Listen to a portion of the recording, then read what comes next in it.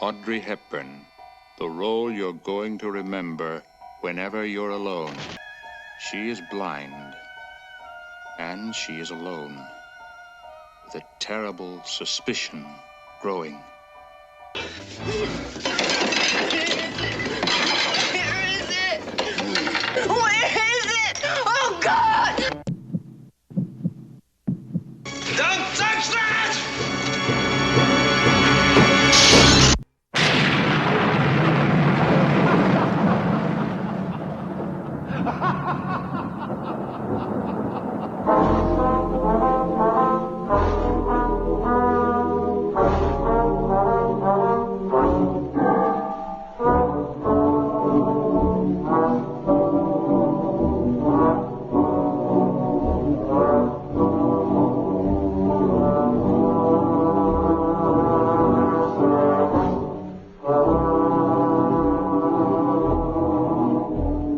Hello, it's Ticklish Business, the podcast devoted to honoring and deconstructing the world of classic cinema. As always, I'm your host, Kristen Lopez, and we are joined by the amazing Liz Miller, our special guest this week. Liz, how are you? Good. How are you doing today? I'm doing great. Thank you so much for making this fit into your schedule. We had tried to get Liz on another podcast of mine, and then it didn't work. And then I felt really bad. And so when this opportunity presented itself, I was like, I can right some wrongs. If I recall, the reason that the last podcast didn't work out is one of my all-time favorite reasons, which is that you were nursing kittens. Yes, I'm doing the foster kitten program.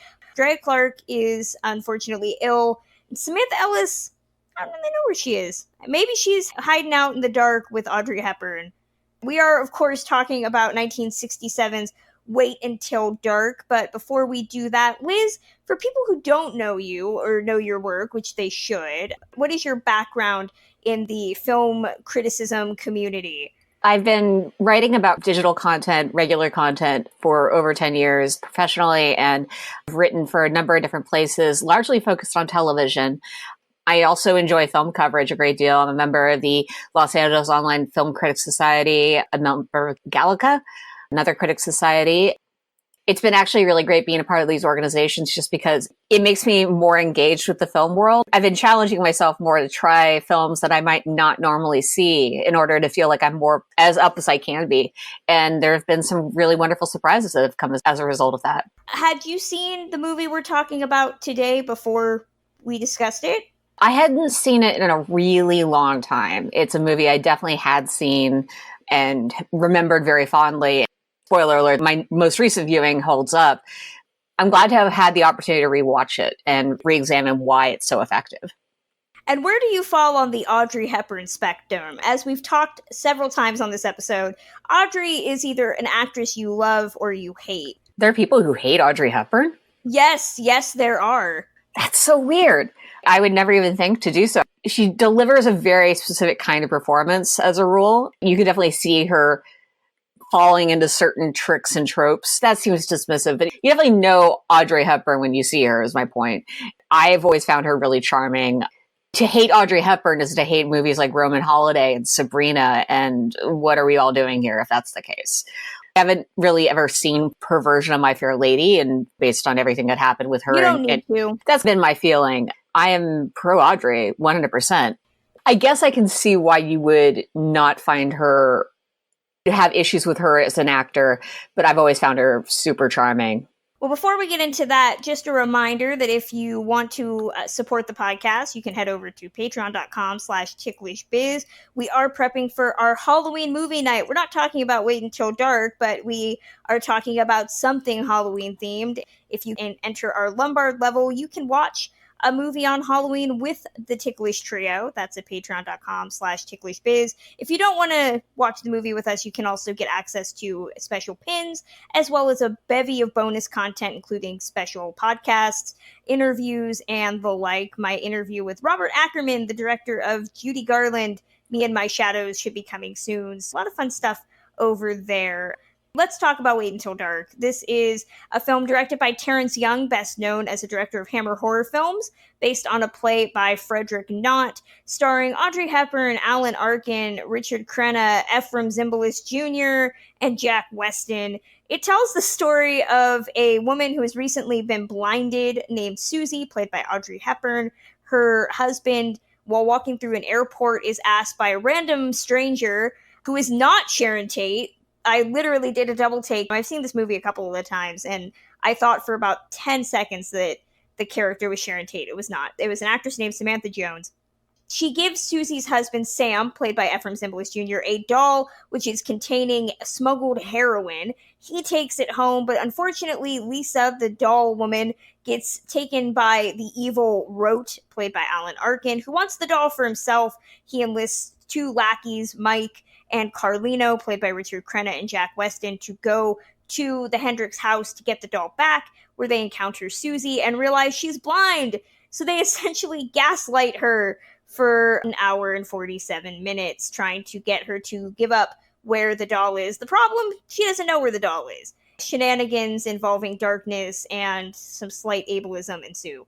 You had mentioned that you'd seen this movie before and hadn't watched it in a while. I am in the same boat. I saw this a while ago, but it's been maybe about 5 or 6 years since I saw it. That's after Warner Archive released it on Blu-ray a couple years ago. As a disabled writer, I have a lot of issues. This is a problematic movie in the fact that I can't really complain because it's 1967, so disability was still treated very poorly, but watching it now, it's even harder to watch. And we can get into the specifics of that in a second. I do like this movie. Audrey's really good. I am Team Audrey as well. Alan Arkin's a great villain, and Richard Crenna is a good anti-hero. This is a very stagey film. It takes place in predominantly one location. I like what they do with the atmosphere, but it is a movie that does feel like it was based on a play. Would you agree? Oh, yeah. There's an effectiveness to that.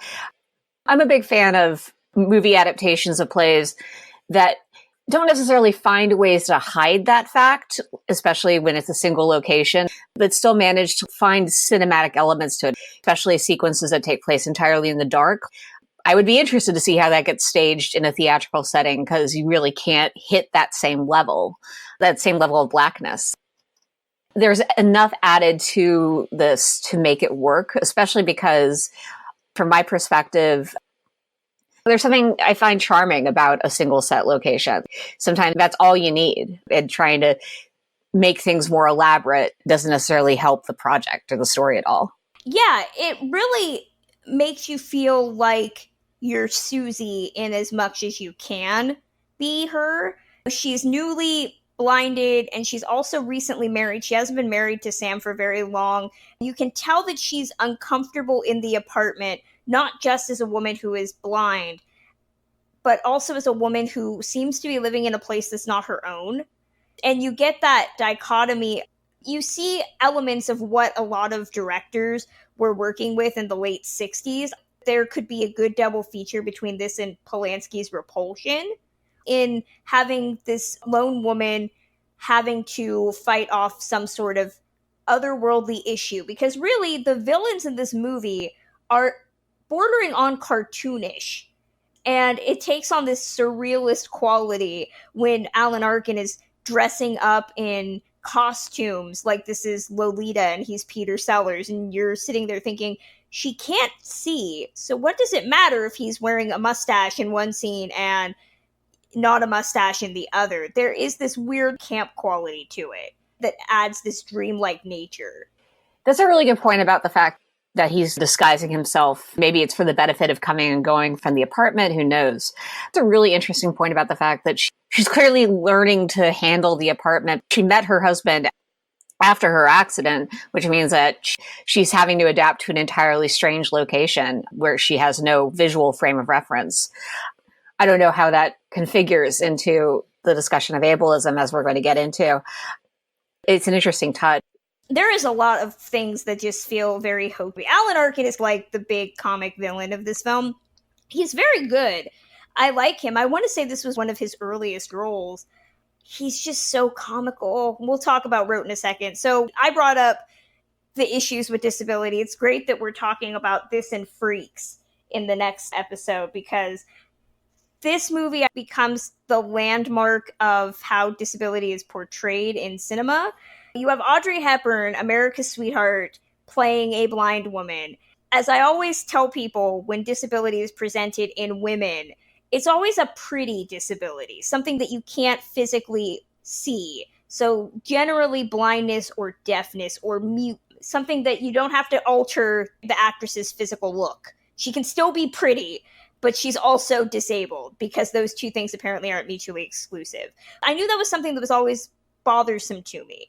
But what I really noticed this time around that bothered me, and I'm interested to see if you noticed it, is how much the other characters assume that she is either a child or just dumb. Even her husband at a certain point, she's introduced to us by saying that she goes to blind school, which the way that's spoken immediately made me think it's like a child's school. And yes, I know that they're obviously teaching her how to read Braille and things like that, but the way she says it like a child saying, I went to kindergarten today. She has to be watched by a neighbor girl named Gloria, played by Julie Harrod, who is just mean to her in the beginning and is destroying stuff in her house because she doesn't like that Susie's being mean to her. I'm sorry. On the totem pole of life, there's no excuse for you messing up a blind woman's house knowing that she's going to have a hell of a time picking all of it up. And even something small like her dropping something on the floor, and she asks her husband to help her figure out where it is. And he says, no, you need to find it by yourself. And you think the addendum is like a big girl. And I was just like, there's a difference between having her learn things that she needs to learn to be self-sufficient and just being rude. You could tell her where it is. Or better yet, you could pick it up. That's polite. That has nothing to do with her being blind. That's just politeness. So there's this whole level of childish coddling before the villains even show up. And I'm not sure if that's progressive or not in how the rest of the movie ends. Is it progressive that she's able to get one over on these guys and show that she's self-sufficient? I don't even know if the movie's saying that. How did you look at how the non-villain characters treat her and how the blindness is utilized before the villains show up? Okay, I'm going to give Gloria a pass because it's pretty fair for a 12-year-old girl, especially one that the script establishes has a pretty terrible home life. She has to wear glasses now because the kids are making fun of her. Like, I have a lot of sympathy for Gloria. Gloria acting out is fine at the beginning, especially because I actually really enjoyed the moment where she and Susie hug on the floor and are just commiserating with each other. Though that does also speak to the fact that the most sympathy that Susie gets in this movie is from a 12-year-old girl. Not infantilizing her, but definitely placing her on a childlike level.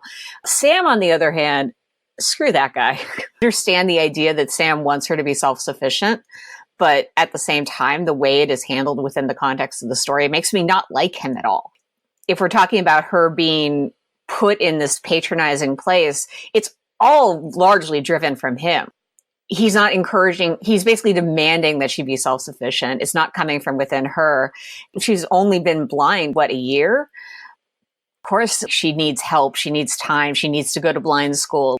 The treatment of her by her husband makes me, I wanted her at the end to just leave him. The fact that the film ends with her not needing to be rescued. She ends up basically rescuing herself. She uses her various strategies. She plants things for her to use later.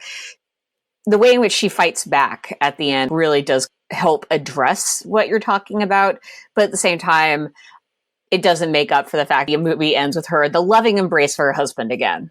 I would ask, does she save herself or does she just get lucky? Because the way things seem to be going in that final fight scene, she hides behind the fridge door pretty much prepared to die. And it's only in the 11th hour that the cops show up with the husband. So I always get a little perturbed that it just almost seems like luck. The reason she survives is not because the cops come in and rescue her. The reason she survives is because she outlives Roque. They aren't hauling him off her and putting him in handcuffs. He's dead because she killed him. If that was different, she's clearly in shock. She's clearly traumatized. They have to pull her out from behind the fridge. I don't feel like it's luck. I think she certainly got lucky in a couple of respects, but there's enough that the movie does to indicate that she's trying to be smart. She's trying to figure out the best way to survive this experience. A nice shift, something that a lesser movie would have done less with. I do enjoy that we both agree that Ephraim Zimbalist Jr. is the worst husband, and really all of the problems in this movie could have been solved by him being less terrible. An attractive woman hands him a doll, and it really screws things up for his wife. The movie is a film that you wouldn't really think would lend itself to an hour and 45-minute movie. It's written by Robert Carrington. This was only his second feature. He had done a film called Kaleidoscope the year before, and he wasn't ever really a big name. He only did 10 credits in his writing career. His last film was in 1989, and it's actually an adaptation of this movie called Blind Witness with Victoria Principal. God, that's a future double features episode right there. Terrence Young was best known as a director of James Bond movies. He did Dr. No, Thunderball, From Russia with Love. I erroneously said he was a Hammer horror director. I'm actually incorrect. He was known more so for doing serious action films. This is not a serious action film. It's funny, he did this and the film Mayerling the year later, and that is a serious, heavy drama period piece with Omar Sharif. You can just see him being like, maybe I should try something different. And that didn't work, and he was just like, nope, going straight back to the action films. This movie does some good in the sense of having her be a disabled woman, because this is a film that almost has her as the Kevin McAllister, coming up with ways to prove that she is not crazy, that something's wrong. This is considered Audrey Hepburn's only horror film. Do you consider this a horror film or a suspense film? I would say suspense thriller. I tend to feel that horror films, there are definitely exceptions to this. It needs to be even more heightened than simply whatever Alan Arkin is doing with his performance, which I actually really enjoy, but I definitely agree is pretty over the top. A horror for me has a different definition. I do understand why you would place it near there, especially given other stuff. It's just a really solid thriller. I wouldn't consider Ready or Not, a recent release, to be necessarily a horror film. Ready or Not, there are elements that are definitely push it into the horror realm, but for the most of it, it's pretty similar to this, actually. Women in peril, single location, suspense action. I love that you brought up Ready or Not, because I hadn't really thought of that movie as being similar to this until you literally said it, and I was like, oh yeah, that makes so much sense. I consider this a suspense thriller as well. I don't really consider it a horror movie, although Drea did pick this, so maybe Drea would be able to better explain it. The horror is derived from the fact that it's every woman's horror story. Being terrorized by these guys that have this ability to walk into your house, that gain your trust, that make you think that something is wrong when it's really not. You don't know who to believe. And paranoia, especially female paranoia, was really popular in the late 60s. If you look at this, Polanski's Rosemary's Baby, which is a movie all about paranoia, with a new mother who doesn't really know what to do and believes that her doctor is telling her the right thing, meanwhile she's not. And you have a lot of single location thrillers with women, stuff like Woman in a Cage, which I think is the movie with Olivia de Havilland trapped in an elevator. But you got a lot of these movies where it was all about women being told that something is right, but knowing deep down that something is wrong and not having an ally to tell you that you're correct. I don't know why that was so popular. Maybe it was because of the rise of second wave feminism and women really becoming more self-sufficient.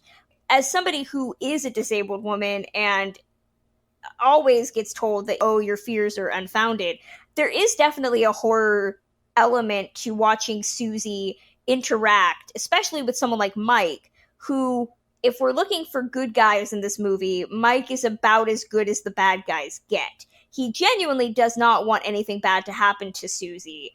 He's just a bad guy who is involved in this plot to get this doll. Even then, when she realizes that he's in on this, that he's the one who's also lying to her, it really hurts her because she has no ally. She has no one to say, you know what, something is wrong. It's not until Gloria shows up that they can actually try to put this plan into motion. Maybe it is a horror movie for women. It's funny you should ask that, because horror movies for me are about extreme or unusual circumstances, and there's nothing that really feels unusual or extreme about this movie. A woman being terrorized in her home by a couple of strange men, that just feels, it's a home invasion story. Yeah, it's not unusual. There's something terrifying about the mundanity of it, how easy it is for these men to take advantage of her and prey on both her disability and her trust. That's the horrific thing. The thing that makes Mike such an interesting character in this conversation is that he's earning her trust to the point where he ends up becoming sympathetic to her and tries to blow the whole deal. The fact that he goes through that change makes him a much more human character than Rote, and as a result makes Rote that much more terrifying because of that betrayal. This is a film where the three characters, you are introduced to them before you're introduced to the Hendrixes. They walk right into Susie's apartment. That's the first violation. They just walk in like they own the place. Carlino starts eating their food, and they naturally assume that it's because this is the house that Lisa, the woman who has given Sam the doll, this is where she is staying. But when Rote shows up, you realize that he's really just used the apartment to dump her body and look for this doll. That's really fascinating to me. And I don't want to get Freudian, but I feel like I gotta get Freudian here. This movie's all about trading sacred spaces. It's first the apartment, and then it's the safe, because they believe the Hendrixes have this giant safe they're using as a table. They assume that there's something in it, almost like Hitchcock's MacGuffin. The doll has to be in there. And Susie keeps telling them, no, there's nothing in there. It's just something that was left over from the woman before. The end culminates with Rote deciding to go full-on rape and try to violate her. So you get this progression of violence that starts with just these three guys thinking that this is an apartment they have every right to be in. The violation of that is a big one. Last night, I actually had a moment of fear. I heard some noise in another area of my apartment. I thought, oh God, is someone in here? I ended up double locking the door just out of this moment of pure terror. And that's just the idea of someone being in your house that isn't invited, that kind of stranger danger.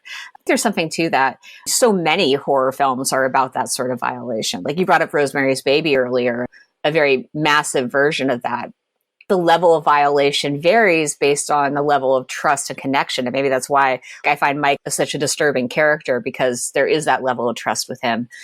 Similar to how in Rosemary's Baby, the most horrific element of it is the fact that her husband goes along with it, with the whole scheme, and he's responsible for everything that happens to her. You also see moments where the various villains are hiding in plain sight, but because Susie can't see them, there is this weird, it goes back to that almost comical nature of this movie, because I'd be very interested to see how the audience responded in 1967, if they thought some of those moments were humorous, of them just laying against the wall and hoping that she doesn't see them.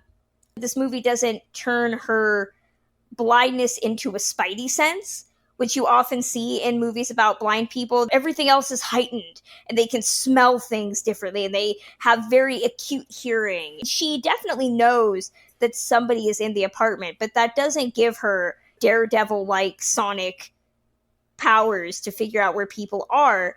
There is something that almost becomes mean-spirited about how the villains treat her. That goes back to that belief that she's less intelligent. There's that part where Rote is teasing her with the scarf. It's hard to watch because there is that macabre, I can bully you because you're weaker than me element to it. But even in the moments where characters are hiding in plain sight or trying to do things, it takes on this added air of villainy because they know that she can't see. Absolutely. I was looking at the IMDb trivia page for this film.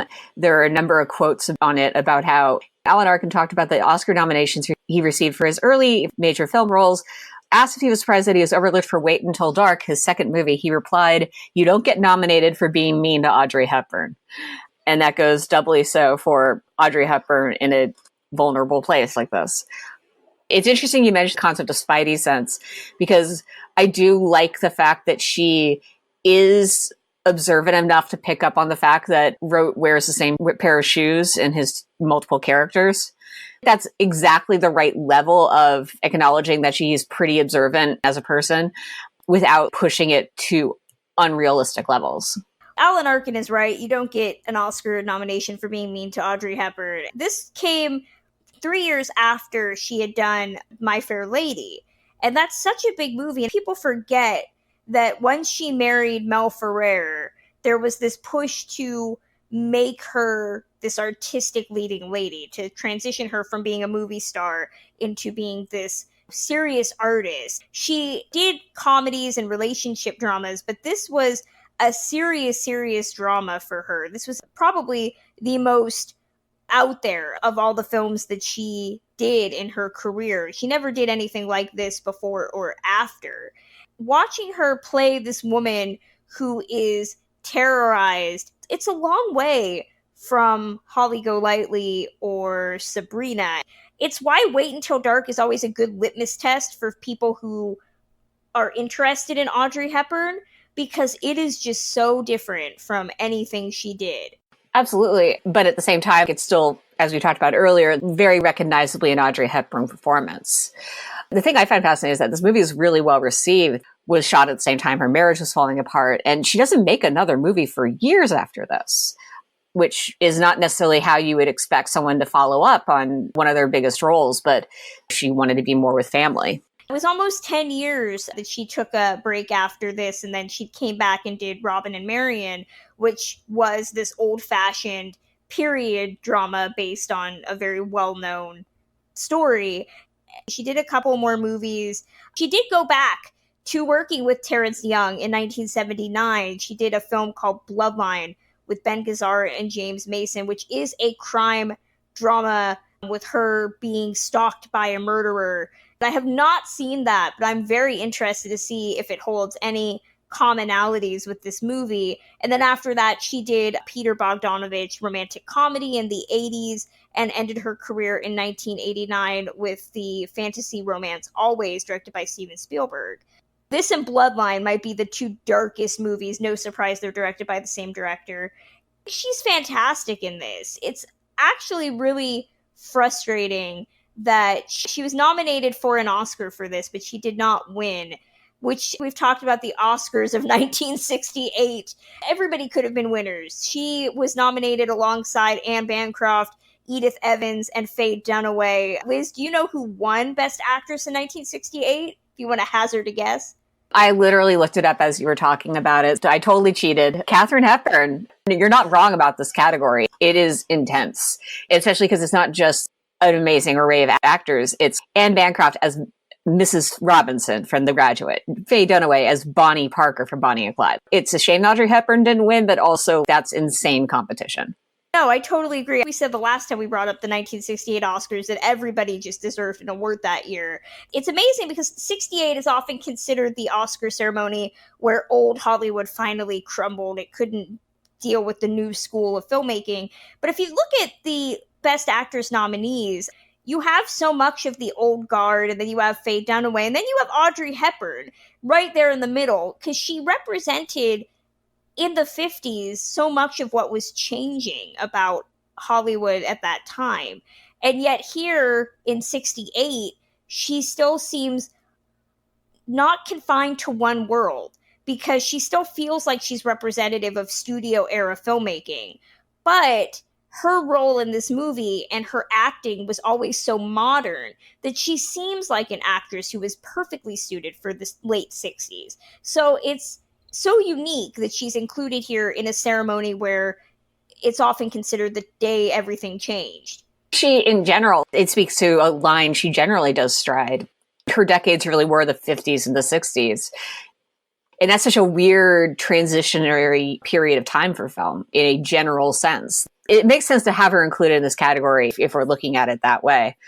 I'm just amused scanning forward just a little bit, complete tangent, but I had forgotten that Maggie Smith has an Oscar and that she won it in 1969 for The Prime of Miss Jean Brodie. Because right now, as we record this, Downton Abbey kicks some serious butt at the box office this weekend, beating out Brad Pitt and Sylvester Stallone, meaning that Maggie Smith is a bigger star than Brad Pitt or Sylvester Stallone. That's just logic. That's just science. We've talked about Alan Arkin a little bit and Richard Crenna, but I do want to talk about them before we wrap things up, because you have Richard Crenna, who was working in film and television during the studio era. He did work in the dwindling studio system.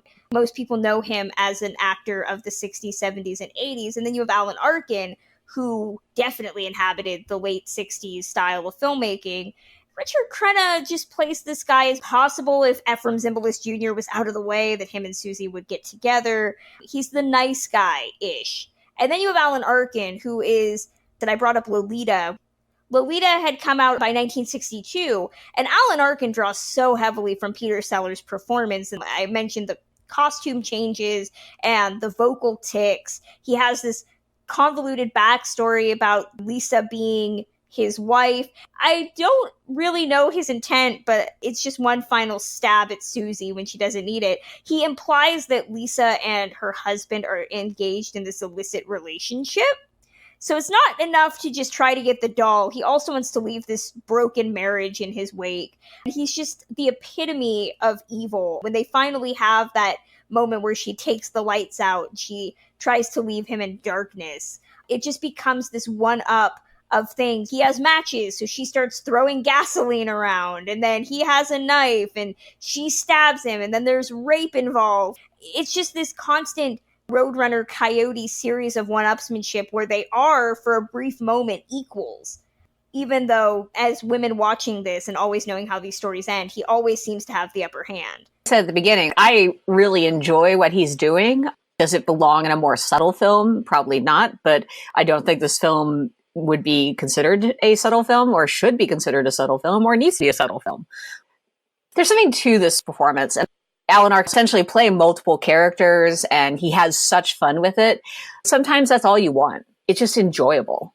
And it culminates with a scene that I know has been on many a terrifying moments list, where you assume that Susie has gotten out and she's going to be fine. She races to the window, and he makes that grand balletic leap out of the shadows. I'm not surprised by it anymore, but I just love how it's not a jump scare. Like a modern jump scare would make sure to place the camera in a deliberate angle so that you would see. It just really almost seems spontaneous.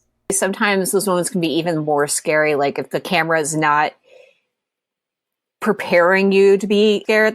When you're watching a scene of a car driving down the street and it's framed so that you can see through the driver's side window. Oh no, of course a car is going to come smashing into the car that way. When you have that shot, there's something to be said for the more unexpected moment. Is there anything else you want to touch on before we close it out? No, this has been a really fun discussion. It was really good to talk about the way this movie treats her disability, how that reflects upon her as a character, because that isn't something I'd given a ton of thought to before. And it's important, especially these days. Right now, there's an increased movement towards making sure that people with disabilities are getting cast in these sorts of roles. You've seen that John August is trying to cast a new film he's working on, and he is determined to find a blind girl in her teenage years who can play this part. And he's flat out said, if I can't find a blind actress for this role, I will not make this movie. And so he's doing like this big open casting call. Anyone can submit. When he put out the call, somebody immediately responded with, oh, there's this actress who was in a recent episode of Doctor Who who'd be perfect. And she was, in fact, really good in that episode of Doctor Who. So who knows? The point is that these days, you don't need to ask Audrey Hepburn to play blind. There's increased momentum towards really finding great actors to play these roles. Wait Until Dark is not a movie that I often say is the worst of the worst when it comes to disabled representation. I can see why Audrey Hepburn wanted to do it, and I could see why they would want Audrey Hepburn to do it. Late 60s, it was still a very easy route to an Oscar nomination to play disabled, play blind. It got Jane Wyman her Oscar and Johnny Belinda, so it's got a track record. I get that. It's a movie that does attempt to look at the minutia of being blind, such as her going to the blind school, her using Braille, her trying to figure out how to navigate her apartment. It's not as good as A Patch of Blue. I like A Patch of Blue a lot more than this, although that's a very different movie, the very different message, and both actresses are not blind. But this one doesn't make me mad. I enjoy this movie for what it is. Numerous movies have borrowed from this since. If you've seen the movie Hush from a couple of years ago, the Mike Flanagan film, this movie is very similar to that. It's a popular film, it's a popular trope, and it still has some enjoyability, even if I have to compartmentalize, like, okay, it's problematic, but I enjoy it. And that's really what I would say overall. I enjoy Wait Until Dark, in spite of its issues. Audrey Hepburn's great, as is Alan Arkin. The plot gets a little silly, but it's definitely worth a watch. And if you have not gotten the Warner Archive Blu-ray that they released a couple years ago, definitely go see it. Liz, what are your overall thoughts on Wait Until Dark? Do you recommend it? Yeah, absolutely. Especially for being as it is of its time. I like what you just mentioned about the minutia, because that's really cool. Audrey Hepburn doesn't make her first appearance until surprisingly late into the movie, like not into maybe 15, 20 minutes. But I really enjoyed the fact that the camera just follows her in a wide shot as she walks into her apartment, and you see her very carefully and deliberately putting things where she knows she can find them later. She has a place she puts her purse. She takes off her gloves one by one and puts them in each jacket pocket. It's a sort of specific thing that makes the viewer really appreciate what daily life is like for someone with her disability. Listeners, let us know your thoughts on Wait Until Dark, Audrey Hepburn, disabled representation. You can email your thoughts to us at ticklishbiz@gmail.com and we'll read it on the next episode. And if you're interested in buying Wait Until Dark and want to help out the podcast, you can do it through our Amazon influencer list, which is at amazon.com/shop/journeys_film. Anything you buy through that gives us a little money back into the account, and you get to look at a list of great movies worth buying and books as well. Once again, I'd like to thank Liz Miller for joining us on the show today. Liz, where can fans find and get in touch with you, read your work online? You can find me on Twitter at Lizlet, that's Lizlet. I also am contributing a bunch of different places right now. You can go to LizShannonMiller.com, links to all my latest stuff, including my Muckrack account, which is where most of my freelance stuff gets focused on. And as always, you can follow me on Twitter at journeys_film. You can visit my official website where I discuss classic films regularly at journeysandclassicfilm.com. But that's going to close out this edition of Ticklish Business. You can contact the podcast at ticklish_biz, and you can send your emails, questions, comments at ticklishbiz@gmail.com. If you want to learn more about upcoming episodes and hear exclusive content before anyone else, then once again, consider supporting Ticklish Business via Patreon. We are prepping our next movie night, which is going to be on October 20th for our Lombard level peeps. It's going to be a lot of fun once we figure out how we're actually going to stream it. We also have access to special pins that we've made and 2 bonus shows. William Bibiani and I talk about how old Hollywood talks about itself with Based on a True podcast, and Adam Kautzer and I talk about the movies Hollywood makes again and again over a double feature. So there are 2 entirely new podcasts that you can listen to over at patreon.com/ticklishbiz, as well as our TCM Classic Film Festival audio and interviews. So check it out. And next time, Drea and Sam will be back next time to go even further back, looking at a totally different disabled story. We're going to be looking at the 1932 classic Freaks. So that'll be next time.